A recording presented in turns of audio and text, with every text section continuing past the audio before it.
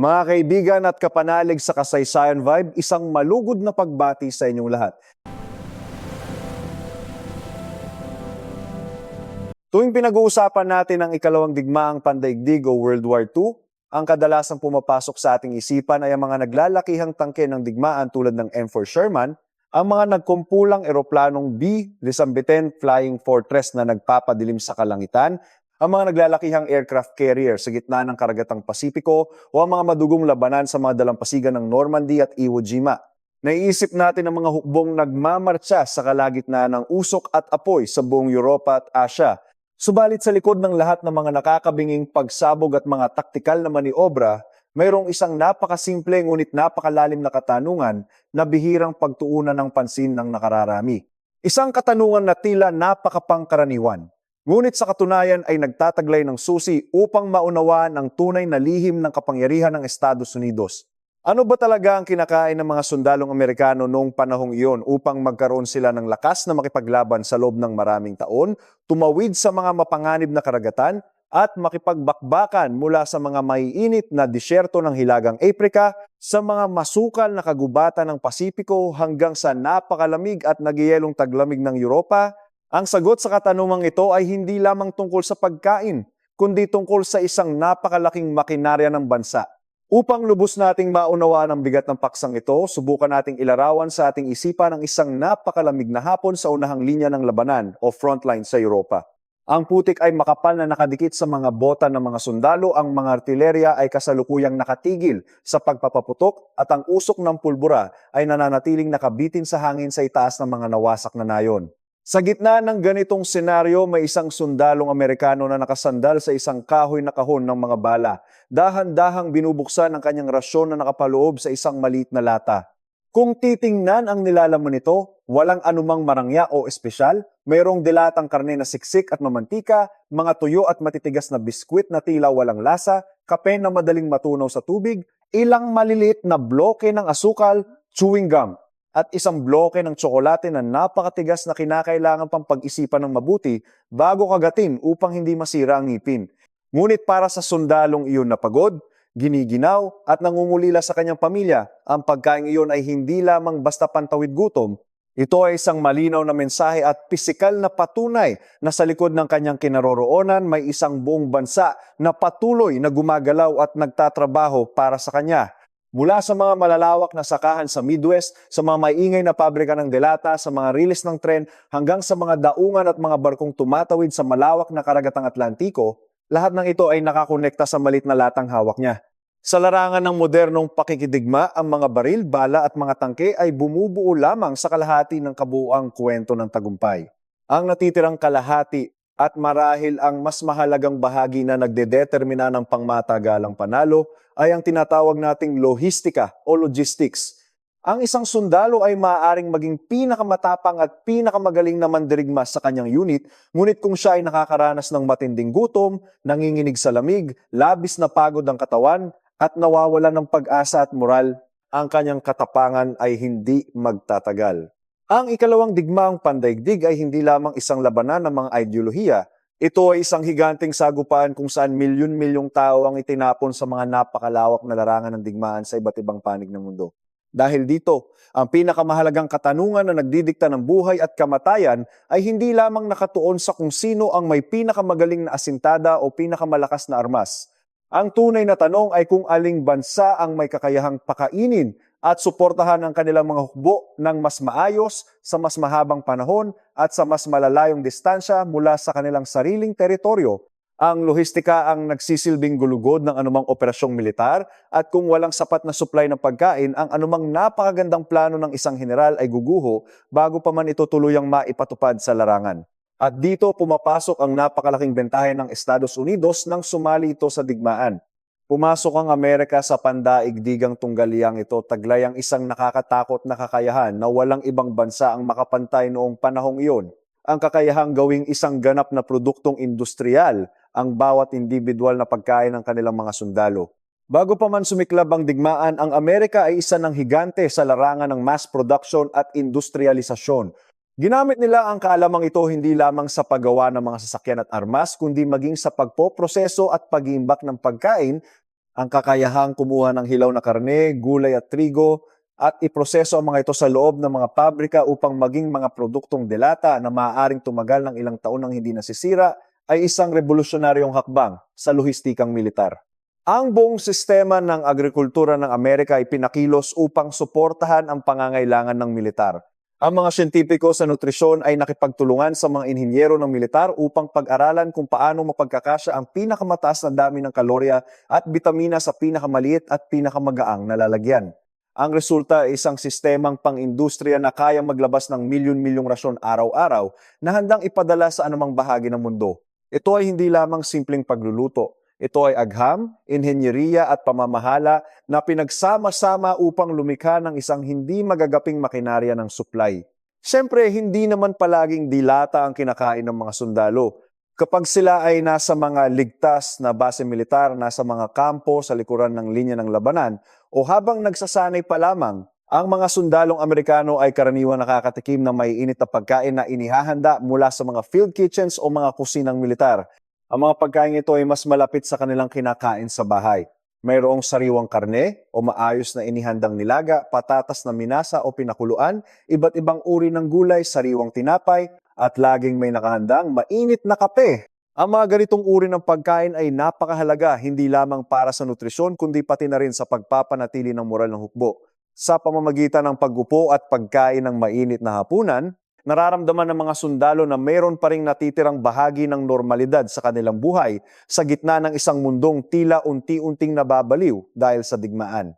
Ngunit ang sitwasyon ay nagbabago ng drastiko kapag sila ay ipinadala na sa mismong unahang linya o frontline. Sa gitna ng putukan, walang oras at walang ligtas na lugar upang magtayo ng kusina. Ang usok mula sa pagluluto ay maaaring maging target ng mga artillerya ng kalaban.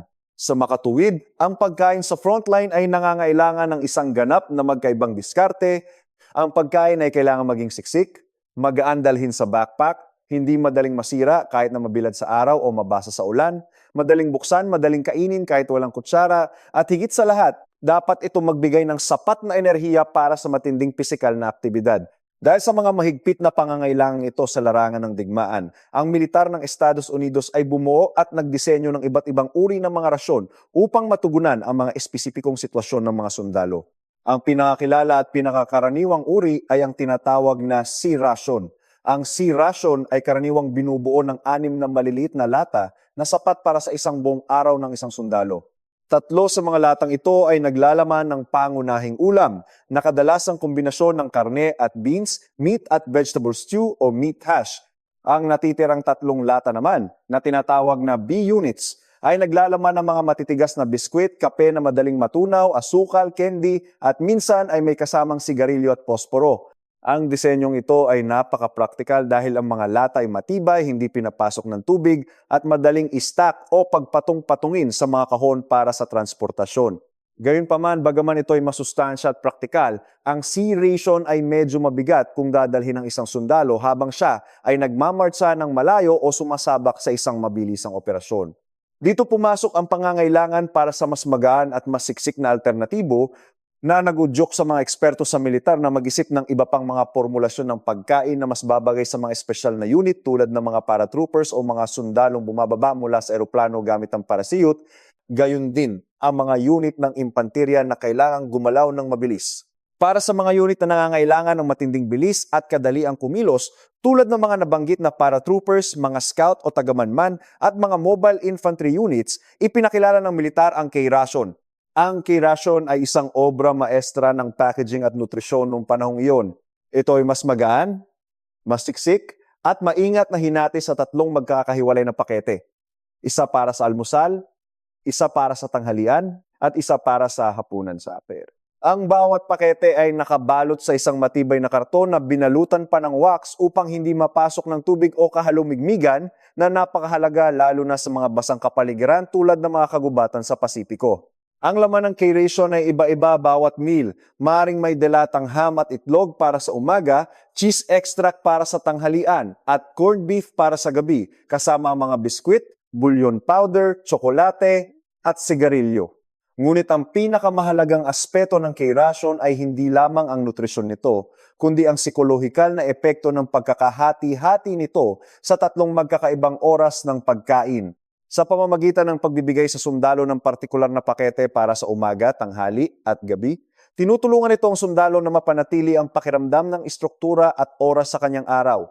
Sa gitna ng kaguluhan ng digmaan kung saan ang paligid ay puno lamang ng ingay ng mga baril, amoy ng pulbura at kawalan ng katiyakan, ang simpleng ritual ng pagbukas ng pakete ng almusal sa umaga ay nagbibigay ng isang maliit na paalala ng normal na ritmo ng buhay. Bukod sa mga pang-araw-araw na rasyon, meron ding tinatawag na D-ration na mas kilala bilang Emergency Survival Ration. Ang pangunahing bahagi ng D-ration ay isang makapal at siksik na bloke ng tsokolate. Ngunit huwag kayong magkakamali, hindi ito ang uri ng masarap at matamis na tsokolate na mabibili ninyo sa mga tindahan o panaderya. Ang D-Ration Chocolate Bar ay sadyang idinisenyo ng mga eksperto ng militar at ng kumpanyang Hershey's na may napakatiyak na mga layunin. Dapat itong magbigay ng napakataas na enerhiya, makatiis sa matinding init ng hindi natutunaw, at higit sa lahat, dapat itong hindi masyadong masarap. Bakit kailangang hindi masarap? Dahil kung ito ay nakakatakam, baka kainin agad ito ng sundalo kahit hindi pa naman talaga emergency. Ang layunin ng dirasyon ay hindi upang bigyan ng kasiyahan ng sundalo, kundi upang tulungan siyang mabuhay kapag naubusan na siya ng lahat ng iba pang supply ng pagkain. Kaya naman ang mga tsokolating ito ay kilalang kilala sa pagiging sobrang tigas, medyo mapait at mahirap nguyain. Minsan nga ay kailangan pa itong hiwain ng kutsilyo bago makain. Ngunit sa mga sitwasyon kung saan ang isang sundalo ay naiwang mag-isa o natrap sa likod ng linya ng kalaban sa loob ng ilang araw, ang matigas at mapait na tsokolateng ito ang nagsisilbing manipis na linya sa pagitan ng pagbagsak sa gutom at pagkakaroon ng lakas upang patuloy na lumakad at mabuhay. Aminin man natin o hindi, ang pagkain ng mga sundalong Amerikano ay hindi laging masarap. Sa katunayan, maraming mga veterano ang nagkwento na mabilis silang nagsawa sa paulit-ulit na lasa ng mga dilatang karne. Marami ang nagreklamo tungkol sa matitigas na biskwit na minsan ay tinatawag nilang dog biscuits at naging labis na umay sa mga pagkain kinakain ng malamig dahil walang pagkakataong magpainit ng tubig. May mga partikular na uri ng dilata tulad ng meat hash na kapag narinig pa lamang ng mga sundalo ang pangalan ay napapabuntong hininga na sila sa kawalan ng gana. Habang ang mga sundalong Amerikano ay nagrereklamo sa umay, ang mga sundalo naman ng maraming iba pang bansa, kabilang na ang mga kakampi at kalaban ay nahaharap sa mas malalang problema, ang aktwal na pagkagutom, malnutrisyon at mga linya ng lohistika na ganap na naputol. Sa kabila ng pagiging paulit-ulit ng lasa, ang mga sundalong Amerikano ay halos palaging mayroong matatag at tuloy-tuloy na supply ng rasyon na hitik sa calories. At higit sa lahat, ang kanilang mga rasyon ay laging may kasamang mga maliliit na bagay na tila walang halaga ngunit may napakalaking epekto sa kanilang psikolohiya. Instant na kape, asukal, chewing gum, sigarilyo at tsokolate. Ang mga maliliit na item na kasama sa mga rasyon tulad ng kape, asukal at chewing gum ay hindi lamang basta inilagay doon para kainin o inumin. Sa konteksto ng matinding stress sa digmaan, ang mga ito ay nagsisilbing mahahalagang kasangkapan para sa psikolohikal na kaligtasan. Isipin ninyo ang isang sundalo na buong gabi nagbantay sa gitna ng malamig at maulan na kagubatan, palaging nakabantay sa posibleng pag-atake ng kalaban. Ang isang maliit na tasa ng mainit na kape sa madaling araw ay sapat na upang ibalik ang kanyang malay, initin ang kanyang katawan at bigyan siya ng lakas ng loob na harapin ang panibagong araw. Ang isang piraso ng chewing gum ay napakalaking tulong upang maiwasan ang pagkatuyo ng bibig at lalamunan kapag ang isang sundalo ay nakakaranas ng matinding takot at kaba bago ang isang labanan. Ang sigarilyo na noong panahong iyon ay itinuturing na isang normal at mahalagang bahagi ng pagpapakalma ng nerbiyos ay nagsisilbing pansamantalang pagtakas mula sa nakakabaliw na presyon ng paligid. At ang mga simpleng bagay tulad ng asukal at matatamis na candy, gaano man ito kaliit, ay may malalim na mensahe sa isipan ng sundalo.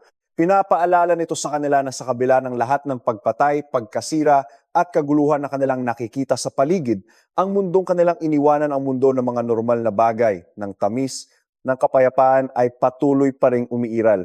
At dito na papasok ang isang napaka-espesyal at tanyag na karakter sa ating kwento ng lohistika sa ikalawang digmaang pandaigdig, ang inuming Coca-Cola. Kung susuriin natin ng mahigpit at praktikal, ang Coca-Cola ay hindi isang armas, hindi ito baril, hindi ito bala, at lalong hindi ito isang gamot na makapagliligtas ng buhay sa isang medikal na pamamaraan. Sa aspeto ng purong biolohikal na kaligtasan, ang isang sundalo ay hindi naman talagang nangangailangan ng Coca-Cola upang makipaglaban at mabuhay. Ang tubig lamang ay sapat na. Ngunit sa panahon ng ikalawang digmaang pandaigdig, ang inuming ito ay lumampas sa pagiging isang simpleng pamatid-uhaw. Ito ay naging isang napakalakas na simbolo at espiritual na sandigan ng buong sandatahang lakas ng Amerika. Para sa napakaraming mga batang sundalo na ipinadala libu-libong milya ang layo mula sa kanilang mga tahanan, ang isang malamig na bote ng Coke ay hindi lamang isang inuming may asukal at gas. Ito ay ang mismong lasa ng kanilang lupang tinubuan. Kapag iniinom nila ito, bumabalik sa kanilang alaala ang mga masasayang araw ng kapayapaan. Ang mga laro ng baseball tuwing hapon ng linggo, ang mga maliliit na diner o kainan sa tabi ng kalsada sa kanilang bayan, ang mga makukulay na kalye ng Amerika, ang kanilang mga pamilya, mga kaibigan at ang kanilang kabataan na biglaang ninakaw at pinutol ng pagsiklab ng digmaan. Ito ay likidong nostalgia na nagbibigay sa kanila ng dahilan upang patuloy na lumaban. Mayroong isang napakakawili-wiling aspeto sa pamamaraan ng pakikidigma ng Estados Unidos. Hindi lamang sila nagpapadala ng mga tropa, tangke at eroplano sa mga banyagang lupain, kundi dala-dala rin nila ang kanilang buong kultura ng pagkonsumo o consumer culture. Sa loob ng mga backpack ng mga sundalo, sa mga malalaking bodega ng militar, at sa mga kargamento ng mga barkong tumatawid sa karagatan, makikita mong nakahalo ang mga produkto ng sibilyang buhay. Katabi ng mga nakakamatay na bala, mga granada, mga bariles ng gasolina, mga sasakyang jeep at mga rasyong pagkain ay ang mga kahon ng sigarilyo, mga pakete ng candy, chewing gum, mga bar ng tsokolate at syempre, ang mga bote ng Coca-Cola. Ang ganitong uri ng pamamahagi ay lumilikha ng isang imahe na napaka-Amerikano kahit na nasa gitna sila ng isang brutal at madugong digmaan na kumikitil ng milyon-milyong buhay. Ang presensya ng mga kilalang tatak at komersyal na produkto ay nananatili. Parang sinasabi ng bansang Amerika sa kanilang mga sundalo na, kahit saan kayo magpunta, kahit gaano kalayo o kadelikado ang inyong misyon, dinadala namin ang isang bahagi ng Amerika upang samahan kayo. Ang ganitong konsepto ng pagdadala ng kaginhawaan mula sa tahanan patungo sa larangan ng digmaan ay isang kakaibang estratiya na hindi nakikita sa mga hukbo ng Alemanya, Hapon o kahit ng Unyong Sobyet noong panahong iyon. Ito ay isang malinaw na pagpapakita ng yaman at kakayahan ng industriya ng Amerika na pagsamahin ng digmaan at ang kulturang komersyal. Ang kwento ng Coca-Cola sa digmaan ay naging mas kahanga-hanga dahil sa isang direktiba mula sa mismong pangulo ng kumpanya noong panahong iyon. Ipinangako niya na bawat sundalong Amerikano na nakauniforme nasaan man silang bahagi ng mundo at anuman ang halaga nito sa kumpanya ay dapat makabili ng isang bote ng Coke sa halagang 5 sentimo lamang. Upang matupad ang napakalaking pangakong ito sa lohistika, ang Coca-Cola ay literal na sumunod sa mga yapak ng militar ng Amerika patungo sa mga ibayong dagat. Ngunit hindi lamang sila nagpadala ng mga nakaboteng inumin mula sa Amerika dahil iyon ay masyadong mabigat at sasakop ng malaking espasyo sa mga barko na kailangan para sa mga armas. Ang ginawa nila ay isang henyong hakbang. Nagtayo sila ng mga kumpletong bottling plants o mga pabrika ng pagbabote malapit sa mga mismong combat zones at military bases sa hilagang Africa, Europa at Pasipiko. Ang detalyeng ito ay maaaring magmukhang isang simpleng kwento ng negosyo o corporate history, ngunit nagsasabi ito ng isang napakalalim na katotohanan tungkol sa kapangyarihan ng Amerika noong panahong iyon. Kung saan man dumaan ang mga hukbong Amerikano, hindi lamang mga tangke at artilerya ang sumunod sa kanila. Sumusunod din ang mga linya ng produksyon, mga makinarya sa pagbabote, at ang buong pamumuhay at estilo ng Amerika na unti-unting kumakalat at nagpapakilala sa buong mundo. Sa gitna ng isang matinding bakbakan, ang pag-inom ng isang malamig na bote ng Coca-Cola ay hindi makakapagpalaki ng kalamnan ng isang sundalo at hindi rin ito makakapagpatalas ng kanyang paningin sa pag-asinta sa kalaban. Subalit mayroon nitong nagagawa na mas mahalaga. Pinapatatag nito ang kanyang isipan at kaluluwa. At sa anumang mahabang digmaan, ang moral at espiritu ng mga sundalo ay isang napakahalagang estratehikong pag-aari na kasing halaga ng mga armas at bala. Ang isang hukbo ay hindi lamang nangangailangan ng mga bala na ipuputok. Nangangailangan din sila ng malalim na dahilan upang tiisin ang lahat ng hirap at pasakit. Habang ang isang sundalo ay mas tumatagal na malayo sa kanyang pamilya, habang siya ay mas tumatagal na namumuhay sa putikan at dumi ng mga trinsera, At habang mas marami siyang nasasaksiyang kamatayan at pagkawasak sa kanyang paligid, ang mga maliliit at simpleng bagay ay nagiging mas mahalaga at sagrado. Ang isang simpleng lagok ng pamilyar na matamis na inumin ay may kapangyarihang magpaalala sa kanya na siya ay hindi lamang isang malamig na numero sa listahan ng militar o isang kasangkapan na madaling palitan. Pinapaalala nito na siya ay isa pa ring tao na may mga natatanging alaala, may lupang tinubuan, at higit sa lahat, mayroong isang magandang buhay at tahanan na naghihintay na balikan niya kapag natapos na ang lahat ng kaguluhang ito. Ito mismo ang nagpapakita ng nakakatakot at walang kapantay na aspeto ng kapangyarihang lohistikal ng Estados Unidos noong ikalawang digmaang pandaigdig. Ang kanilang mga opisyal sa pagpaplano ay hindi lamang nakaupo upang kwentahin kung ilang libong bala o ilang galon ng gasolina ang kakailanganin ng isang dibisyon para sa isang partikular na labanan. Sila ay kumukwenta ng mas malalim.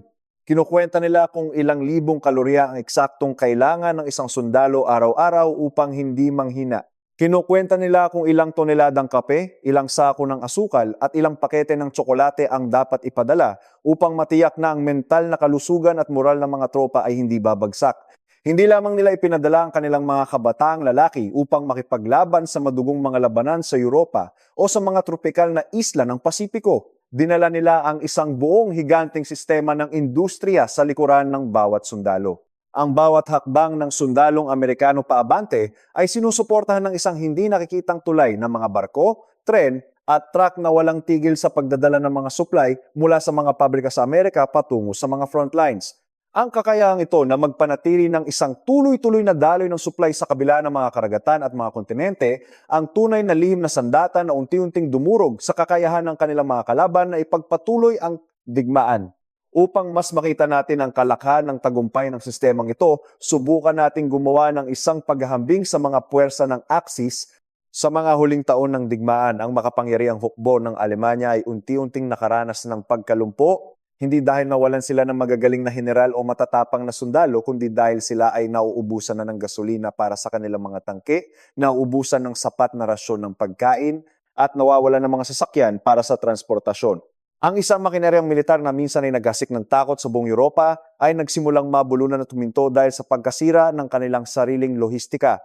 Sa kabilang banda naman, sa mga larangan ng Pasipiko, napakaraming unit ng mga sundalong Hapones na na-isolate o nahiwalay sa mga malalayong isla ang tuluyang naputulan ng supply mula sa kanilang inang bayan.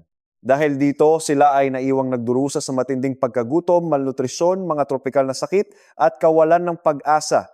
Habang ang mga kalaban ay nagugutom at nanghihina, ang mga sundalong Amerikano sa parehong panahon ay patuloy na nakakatanggap ng kanilang mga delatang rasyon, mainit na kape, sigarilyo, tsokolate, at sa ilang lugar ay nakakainom pa ng Coca-Cola.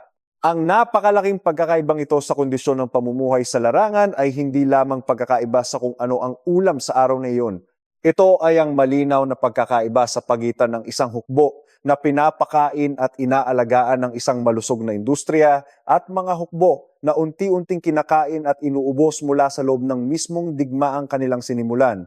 Ang isang maliit na lata ng karne na hawak ng isang sundalong Amerikano ay tila isang napakasimpleng bagay. Ngunit sa katotohanan, ito ay dulo lamang ng isang napakalaking bloke ng yelo o iceberg ng lohistika. Sa likod ng nag-iisang latang iyon ay isang napakakomplikado at mahabang kwento ng kooperasyon.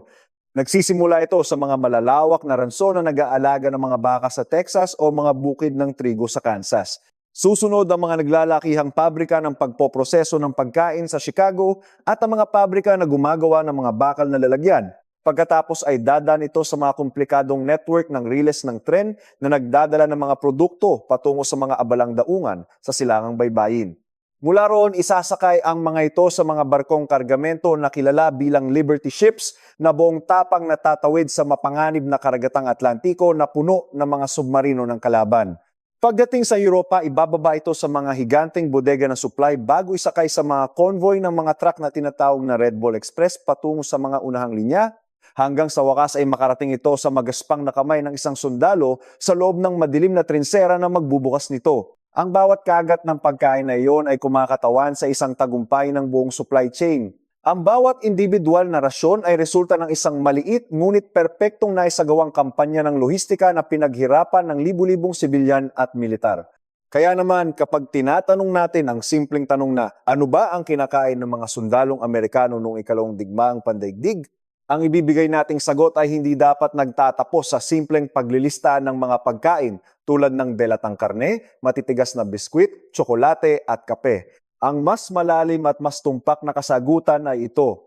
Kinakain nila ang mismong lakas at kapangyarihan ng buong Estados Unidos. Kinakain nila ang bunga ng mga makabagong linya ng produksyon o assembly lines na walang tigil sa paggawa. Kinakain nila ang kahusayan ng kanilang sistema ng transportasyon sa lupa at sa dagat. Kinakain nila ang talino sa pag-oorganisa at pamamahala ng kanilang mga lider. At higit sa lahat, kinakain nila ang kakayahan ng isang malakas na ekonomiya na may kakayahang kumuha ng milyon-milyong ordinaryong pagkain, i-standardize ang mga ito upang maging pare-pareho ang kalidad, i-package ng maayos upang hindi masira, at ipamahagi sa isang napakalawak at pandaigdigang saklaw. Ito ay isang antas ng kooperasyon sa pagitan ng gobyerno, militar at pribadong sektor na hindi pa nakikita sa kasaysayan ng mundo. Ang rasyon ng sundalo ay ang pisikal na manifestasyon ng industrial na revolusyon na iniangkop at ginamit para sa layunin ng tagumpay sa digmaan. Ito rin ang pangunahing dahilan kung bakit ang mga digmaan, lalo na ang mga digmaang pandaigdig, ay hindi kailanman eksklusibong napagpapasasyahan sa loob lamang ng larangan ng labanan. Maaaring magkaroon ng isang bansa ng isang napakatalinong general na kayang gumawa ng pinakamagandang taktika, ngunit kung ang kanyang mga sundalo ay walang makain, ang kanyang mga napakagandang plano ay mamamatay sa gutom bago pa man ito masubukan sa tunay na labanan. Maaring magkaroon ng isang hukbo ng pinakamoderno at pinakamalakas na mga armas at tangke, ngunit kung wala silang supply ng gasolina na magpapaandar dito, walang mga gamot para sa mga sugatan, walang maiinit na damit at matitibay na bota para sa taglamig, at walang sapat na rasyon ng pagkain, ang buong hukbong iyon ay titigil sa pag-usad at magiging madaling target ng kalaban. Sa pag-aaral ng kasaysayan, madalas nating inaalala at kinakabisa ang mga pangalan ng mga malalaking labanan dahil ang mga ito ay puno ng aksyon, drama at kabayanihan. Ngunit ang madalas na nakakalimutan ay ang katotohanan na sa likod ng bawat matagumpay na pag-atake, sa likod ng bawat bayaning sundalo ay mayroong hindi mabilang na mga konvoy ng truck, mga barkong kargamento, mga naglalakihang bodega, mga kusinang militar na nagpapakulo ng tubig, at mga tahimik na kahon ng rasyon na nagampanan ang kanilang tungkulin ng walang anumang pagkilala o parangal. Ang isang nakakawiling obserbasyon sa kasaysayan ng militar ay kung paanong ang mga pinakaordinaryo at tila walang kwentang bagay ay minsan nagiging pinakamalinaw na salamin upang ipakita ang tunay na kalikasan ng kapangyarihan ng isang bansa. Kapag nakakita tayo ng isang malaking tangke, malinaw itong nagpapakita ng lakas ng militar at kakayahang manira. Kapag nakakita tayo ng isang bomber plane, ipinapakita nito ang taas ng antas ng teknolohiya at inenyeriya ng isang bansa. Subalit kapag tiningnan natin ang isang simpleng lata ng rasyon at isang bote ng Coca-Cola, ipinapakita nito sa atin ang isang ganap na magkaibang uri ng kapangyarihan. Ito ay ang kapangyarihan ng isang bansa na may kakayahang kunin ang mga elemento ng normal at pang-araw-araw na pamumuhay at dalhin ito sa pinakamalupit at pinakamalayong larangan ng digmaan sa buong mundo. Ipinapakita nitong isang bansa na sapat ang yaman, sapat ang lakas ng ekonomiya, at sapat ang galing sa pag-oorganisa upang hindi lamang siguruhin na ang kanilang mga sundalo ay may sapat na nutrisyon upang mabuhay, kundi upang pilitin din na mapanatili para sa kanila ang isang maliit na bahagi ng pagkatao at pakiramdam ng pagiging normal sa gitna ng isang literal na impyerno sa lupa. Nang matapos ang ikalawang digmaang pandaigdig at tumahimik na ang mga baril, ang epekto ng lohistikang Amerikano ay patuloy na naramdaman. Ang Coca-Cola at maraming iba pang mga simbolo ng kulturang komersyal ng Amerika ay hindi bumalik sa kanilang bansa kasama ng mga sundalo. Sa halip, sila ay nanatili at patuloy na lumaganap sa buong mundo. Ang mga bansang nawasak ng digmaan at ang mga lugar kung saan dumaan at nagkampo ang mga tropang Amerikano ay unti-unting nasanay at nahumaling sa imaheng dala ng Amerika. Ang Coca-Cola na nagsimula bilang isang pampalakas loob para sa mga sundalo ay nag-ibang anyo at naging pangunahing soft power o malambot na kapangyarihan ng Amerika sa tinaguriang American Century. Sa halip, ito ay dahan-dahang pumasok at umukit sa alaala at panlasa ng mga tao sa buong mundo sa pamamagitan ng matamis nitong lasa, sa pamamagitan ng mga imahe ng kalayaan, kasaganaan, at sa pangako ng isang moderno at masayang pamumuhay. Kaya ngayon, balikan natin ang ating pangunahing katanungan. Ang tunay ba na sikreto ng tagumpay at lakas ng mga sundalong Amerikano noong ikalawang digmaang pandaigdig ay nakatago sa loob ng isang maliit na lata ng karne o sa loob ng isang malamig na bote ng Coca-Cola? Sila ay nanalo dahil mayroon silang natatanging kakayahan na panatilihin at tustusan ng isang napakahaba at napakalaking digmaan gamit ang isang sistema ng lohistika na walang kapantay. Hindi lamang sila nagpadala ng mga kabataang lalaki sa mga mapanganib na larangan ng digmaan. Dinala rin nila ang buong kapangyarihan at kapasidad ng kanilang mga pabrika sa mismong front lines. Hindi lamang sila nagpadala ng libu-libong bala, nagpadala rin sila ng libu-libong toneladang kape, tsokolate para sa mga nagugutom at bote ng Coca-Cola. Nagpadala rin sila ng mga bote ng Coca-Cola upang ipaalala sa bawat sundalo na pagkatapos ng lahat ng patayan at sakripisyo, mayroon pa ring isang magandang buhay na naghihintay na balikan nila bilang pagtatapos.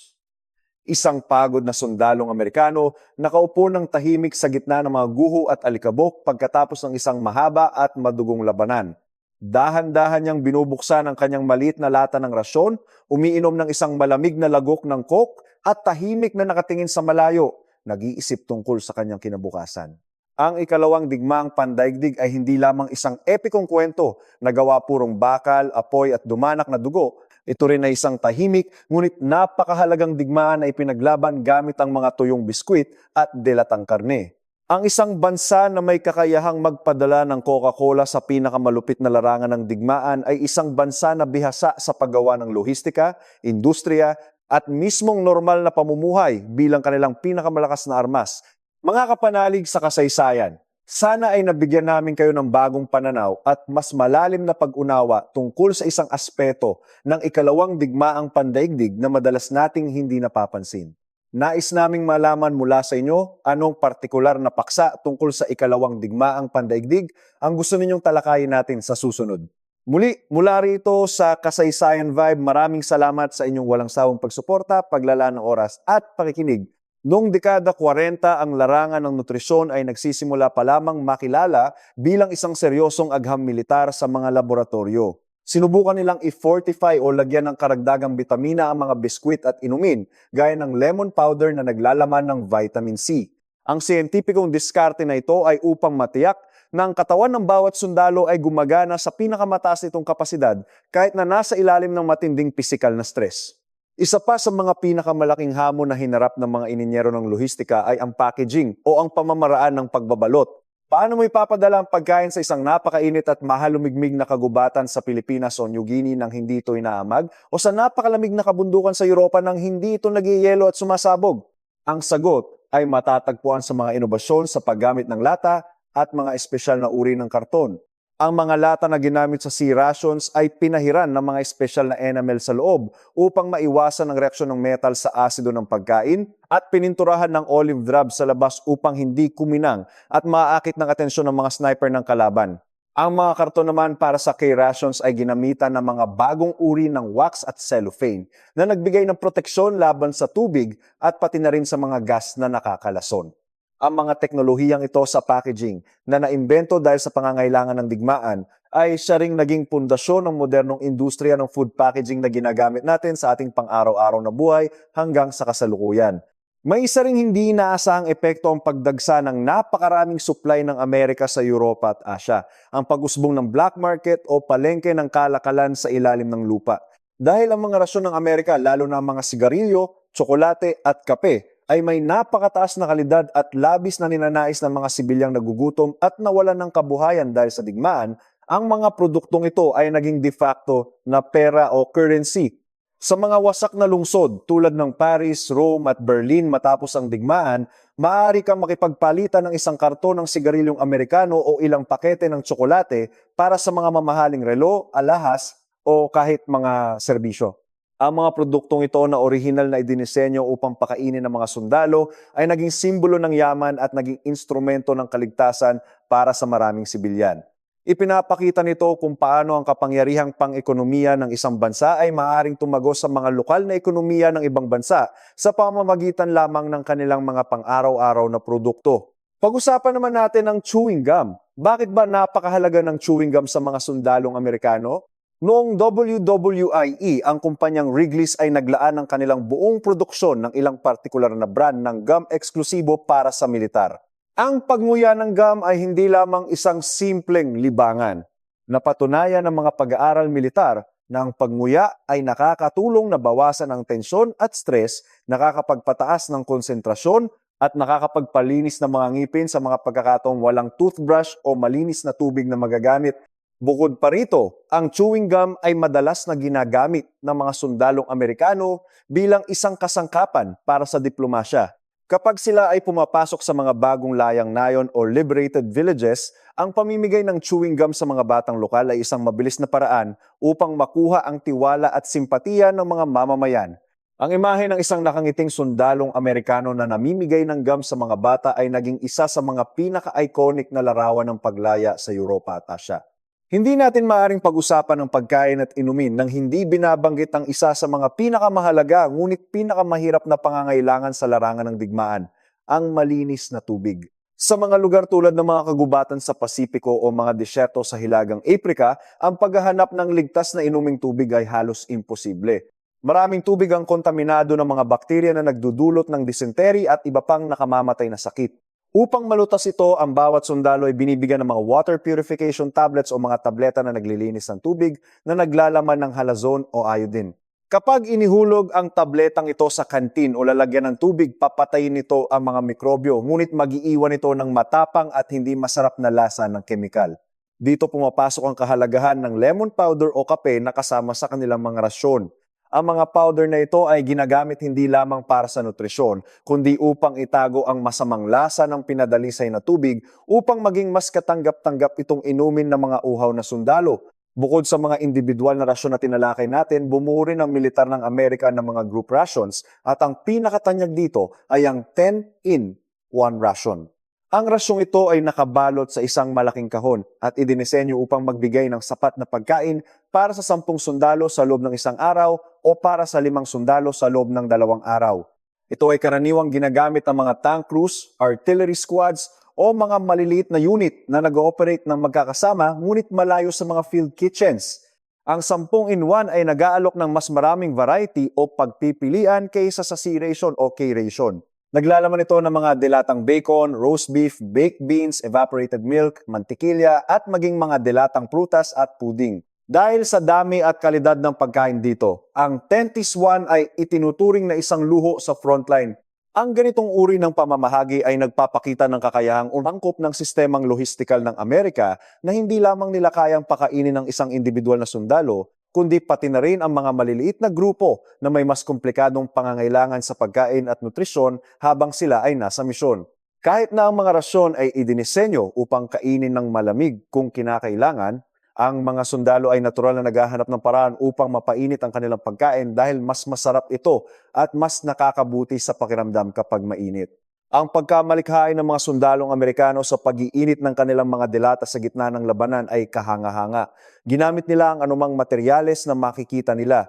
Ang iba ay gumagawa ng maliliit na apoy gamit ang mga basyong kahon ng rasyon o mga piraso ng kahoy. Ang mga sundalong nakasakay sa mga tangke o sasakyan ay minsan inilalagay ang kanilang mga delata sa ibabaw ng mainit na makina ng sasakyan habang ito ay umaandar upang uminit ang pagkain. Nag-imbento rin ang militar ng mga maliliit na folding stoves at mga heat tablets na maaring sindihan ng walang usok upang hindi makita ng kalaban ang kanilang posisyon. Ang kakayahang makapag-init ng pagkain, gaano man ito kahirap, ay nagpapakita ng determinasyon ng mga sundalo na mapanatili ang isang maliit na bahagi ng sibilisadong pamumuhay at kaginhawaan kahit na sila ay nasa pinakamahirap at pinakamalupit na kondisyon ng digmaan. May malaking pagkakaiba rin kung paano ginamit at naranasan ang mga rasyon depende sa kung saang bahagi ng mundo nakikipaglaban ang mga sundalo. Sa European theater o sa larangan ng Europa, ang klima ay madalas malamig at ang mga linya ng supply ay mas maayos na nakakonekta sa pamamagitan ng mga kalsada at riles na nakuha nila mula sa kalaban. Kaya mas madalas silang nakakatanggap ng maiinit na pagkain mula sa mga kusina. Ngunit sa Pacific Theater kung saan ang labanan ay nangyayari sa mga maliliit na isla na napapalibutan ng karagatan at natatakpan ng masukal na kagubatan, ang lohistika ay isang bangungot. Ang matinding init at halumigmig ay madaling sumisira sa mga pagkain. Ang mga sundalo sa Pasipiko, lalo na ang mga Marines, ay mas umaasa sa mga K-rations at C-rations dahil imposibleng magtayo ng mga kusina sa gitna ng putikan at ulan ng kagubatan. Dahil dito, ang mga sundalo sa Pasipiko ay madalas na mas mabilis pumayat at makaranas ng umay sa kanilang pagkain kumpara sa kanilang mga kasamaan sa Europa. Ipinapakita nito na kahit gaano kagaling ang sistema ng lohistika, ang heograpiya at kalikasan ay nananatiling mahigpit na kalaban na humuhubog sa karanasan ng mga sundalo sa digmaan. Sa pagtalakay natin sa mga dilatang karne, hindi kumpleto ang kwento kung hindi natin babanggitin ang Spam. Ang Spam, isang uri ng spiced ham na ginawa ng kumpanyang Hormel, ay hindi formal na bahagi ng standard combat rations, ngunit ipinadala ito sa pamamagitan ng milyon-milyong lata sa mga militar at sa mga bansang kaalyado tulad ng Britanya at Unyong Sobyet sa ilalim ng programang Lend-Lease. Dahil hindi ito nangangailangan ng refrigeration o pagpapalamig at mataas ang protina at taba, naging pangunahing bahagi ito ng dieta ng maraming sundalo. Sa katunayan, sikat na sikat ito kaya't binansagan itong ham that didn't pass its physical ng mga mapanuyang sundalo. Ngunit ang tunay na pamana ng Spam ay hindi nakikita sa Amerika, kundi sa mga lugar na pinuntahan ng mga Amerikano tulad ng Pilipinas, Hawaii at Guam. Sa mga lugar na ito, ang Spam ay naging bahagi ng lokal na kultura at lutuin pagkatapos ng digmaan. Balikan natin ang isyu ng sigarilyo na kasama sa mga rasyon. Noong ikalawang digmaang pandaigdig, ang pinsala sa kalusugan ng paninigarilyo ay hindi pa malawakang naiintindihan. Ang pamahalaan at ang mga kumpanya ng tabako ay nagtulungan upang tiyakin na bawat sundalo ay may sapat na supply ng sigarilyo na itinuturing na mahalaga para sa moral and discipline. Ngunit sa larangan ng digmaan, ang sigarilyo ay naging higit pa sa isang bisyo. Naging isa itong alternatibong pera. Kung ang isang sundalo ay hindi naninigarilyo, maaari niyang ipagpalit ang kanyang mga sigarilyo para sa mas maraming tsokolate, delata o mas magandang pwesto sa pagtulog. Ginamit din ito upang suhulan ang mga gwardiya o magbayad sa mga lokal na sibilyan para sa mga serbisyo tulad ng paglalaban ng uniforme.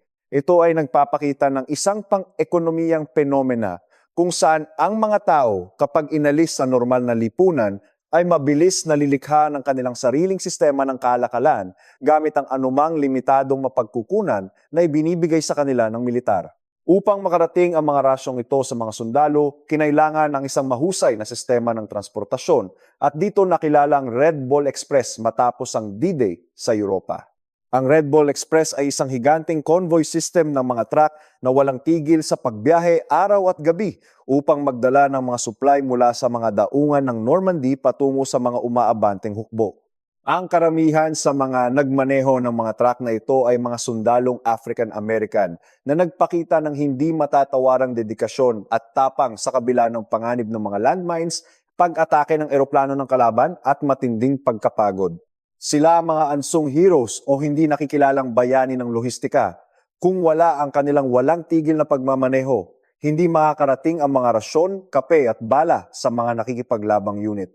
Ang kwento ng rasyon ng sundalo ay hindi lamang kwento ng pabrika na gumawa nito, kundi kwento rin ng mga matatapang na driver na nagtaya ng kanilang buhay upang matiyak na ang bawat kahon ay makakarating sa tamang tao sa tamang oras.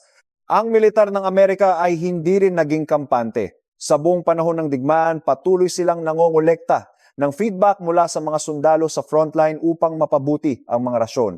Nang magreklamo ang mga sundalo na ang orihinal na biskwit sa C-ration ay masyadong matigas, binago nila ang receipt upang maging mas malambot. Nang mapansin nilang ang mga sundalo ay nauumay sa paulit-ulit na meat hash, nagdagdag sila ng mga bagong menu tulad ng spaghetti at meatballs sa delata.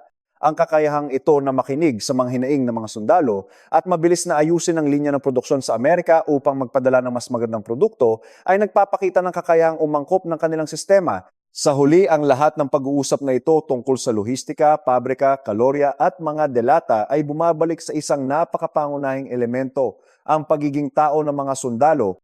Ngunit ang mga simpleng bagay na nakapaloob sa kanilang mga rasyon, ang tamis ng asukal, ang init ng kape, ang pamilyar na lasa ng tsokolate at Coca-Cola ay nagsilbing maliliit na angkla na pumigil sa kanila na tuluyang mawala sa kawalan.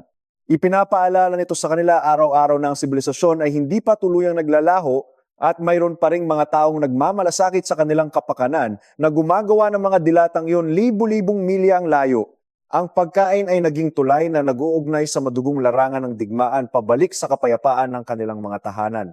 Kaya't kapag tiningnan natin ang malaking larawan ng ikalawang digmaang pandaigdig, ang tagumpay ng Allied Forces ay hindi lamang nakamit sa pamamagitan ng mga kabayanihan sa himpapawid o mga taktikal na maniobra ng mga tangke.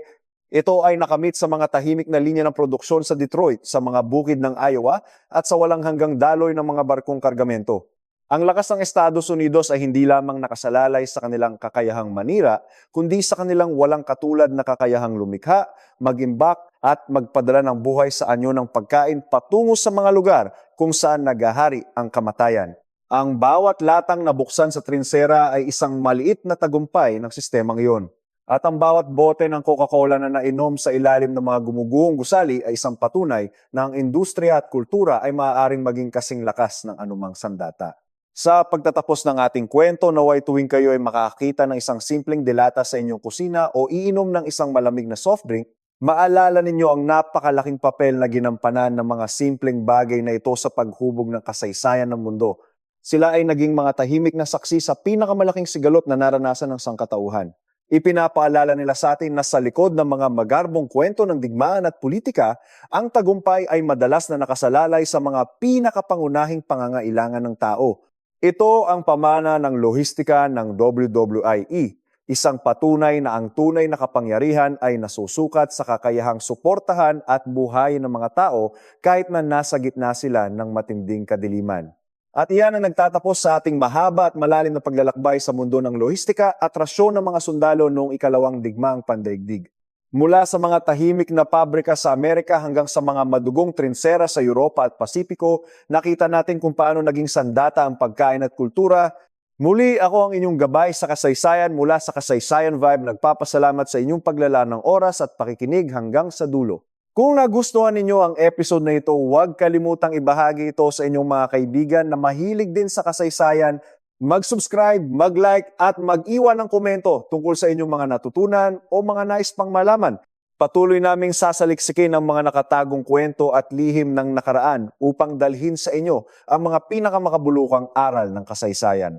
Hanggang sa muli nating pagkikita, patuloy nating buhayin ang kasaysayan at matuto mula sa mga aral nito. Paalam at mabuhay kayong lahat.